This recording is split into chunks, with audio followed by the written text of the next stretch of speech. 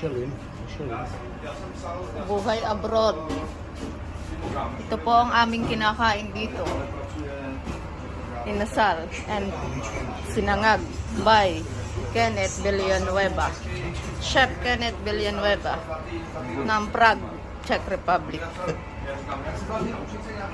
Kawawa po kami dito kasi wala po kaming makain.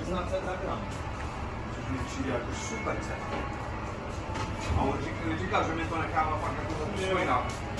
Protože na mě vydělá třeba jenom 200 třeba na kraji. Jo? To jsem se chtěl s toho poradit. Buhay abroad. Buhay OFW.